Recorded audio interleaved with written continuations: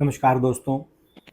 पिछली वीडियो में हमने ये जाना कि लीगल नोटिस क्या होता है। लीगल नोटिस एक वार्निंग की फॉर्म में काम करता है जो एक पक्ष द्वारा दूसरे पक्ष को दिया जाता है किसी काम को करने या ना करने के लिए चेतावनी देते हुए। फिर हमने ये जाना कि लीगल नोटिस कितने प्रकार के होते हैं, जैसे कि मैंडेटरी या फिर जनरल फॉर्म के। मैंडेटरी केसेस में जैसे कि चेक बाउंस के केस में under section 138 of negotiable instrument act के तहत आपको लीगल नोटिस देना मैंडेटरी है। एक मकान मालिक द्वारा अपने किराएदार को ट्रांसफ़र ऑफ प्रॉपर्टी एक्ट के तहत मकान को खाली कराने के लिए लीगल नोटिस देना मैंडेटरी है।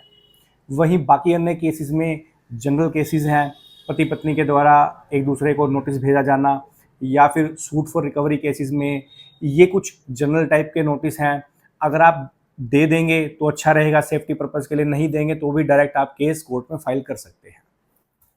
तो इस वीडियो में हम जान लेते हैं कि लीगल नोटिस आ गया है, यानी कि किसी वकील ने आपको लीगल नोटिस भेज दिया है। अब आप क्या करें, उसका जवाब कैसे दें, इसको हम 4 पार्ट में बांट लेते हैं।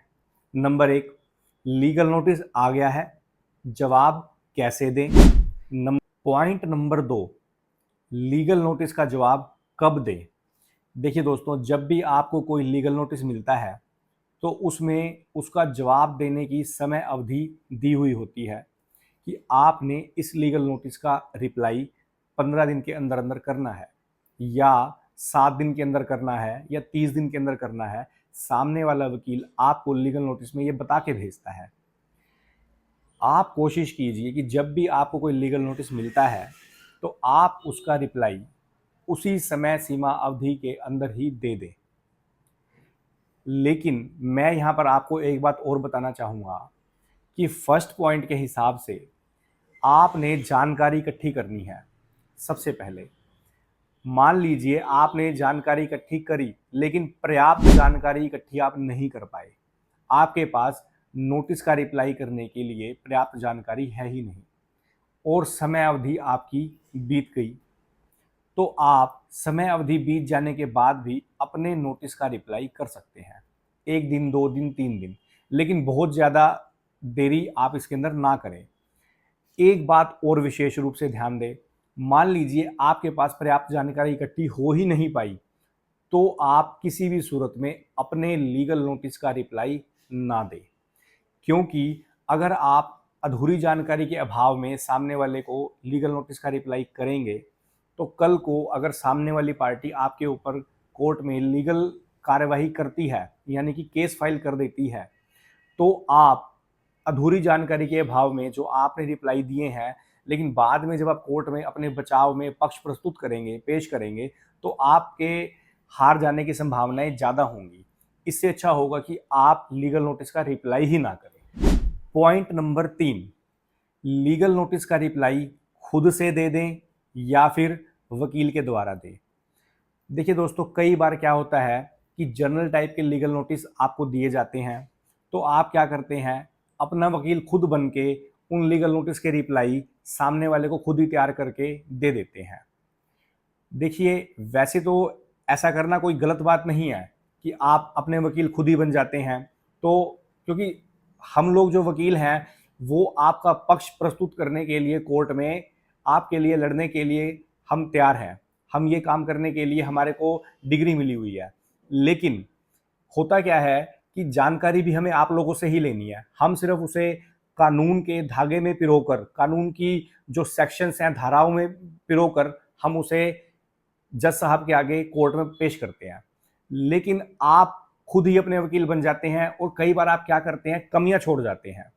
तो मेरी राय है आपको कि आप लीगल नोटिस का रिप्लाई हमेशा वकील से ही बनवाएं और कोई अच्छा वकील चुनें, ताकि आपको कोर्ट में केस लड़ने में परेशानी ना हो। पॉइंट नंबर 4, अगर आपके पास पूरी इन्फॉर्मेशन नहीं है तो क्या करें। देखिए दोस्तों, मैंने पहले ही बता दिया कि अगर आपके पास पूरी इन्फॉर्मेशन नहीं है तो सबसे पहले तो आप अपनी इन्फॉर्मेशन कलेक्ट कीजिए, फिर आप उसी इन्फॉर्मेशन को सीरीज वाइज करते हुए लीगल नोटिस का रिप्लाई तैयार करिए या अपने वकील साहब से रिप्लाई तैयार करवाइए। लेकिन अगर आपके पास इन्फॉर्मेशन कलेक्ट नहीं हो पाई है या किसी वजह से आप इन्फॉर्मेशन कलेक्ट नहीं कर पा रहे हैं, तो आप लीगल नोटिस का रिप्लाई बिल्कुल भी ना दें। आप इंतज़ार करिए, जब भी केस कोर्ट में फाइल होगा तो आपके पास केस फाइल होने तक का समय है और अपने एविडेंस कोर्ट में पेश करने का टाइम मिलेगा आपको। तो तब तक आप अपनी जानकारी और एविडेंसेस कलेक्ट कर लीजिए और केस के टाइम पर आप उन्हीं एविडेंसेस को कोर्ट में पेश कीजिए और अपने केस को, अपने पक्ष को मजबूत करिए। तो ये थी वो जानकारी कि आपके पास लीगल नोटिस आ गया है। तो इन 3-4 बातों का आपने ध्यान रखना है रिप्लाई करते टाइम। जल्दबाजी आपने बिल्कुल नहीं करनी है।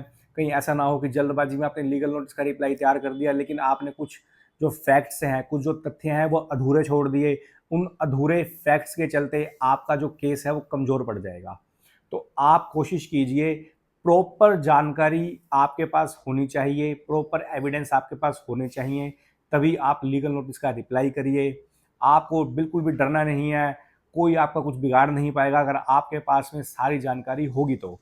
और दोस्तों देखिए, ये तो होता ही है कि एक पक्ष केस जीतता है और दूसरा पक्ष केस हारता है, लेकिन इसका मतलब ये नहीं है कि आप अधूरे फैक्ट्स को लेकर के उनके रिप्लाई करने तैयार शुरू कर दीजिए। आपको अपने केस को अच्छे से मजबूत तरीके से लड़ना है। तो आज की वीडियो में इतना ही। लीगल नोटिस क्या होता है और लीगल नोटिस आ जाए तो आपने क्या करना है मैंने आपको बता दिया। इससे जुड़ी और भी कोई जानकारी जो आप मुझसे पूछना चाहते हैं, आप मुझे कमेंट बॉक्स में लिखकर पूछ सकते हैं। मैं कोशिश करूंगा आपको प्रॉपर जानकारी दे पाऊं, आपकी क्वेरी को सॉल्व कर पाऊं। इसी विषय से जुड़ी कोई और जानकारी मेरे पास होगी तो मैं आपको अगली वीडियो में जरूर बताऊंगा। मिलते हैं फिर किसी अगली वीडियो में, तब तक के लिए नमस्कार।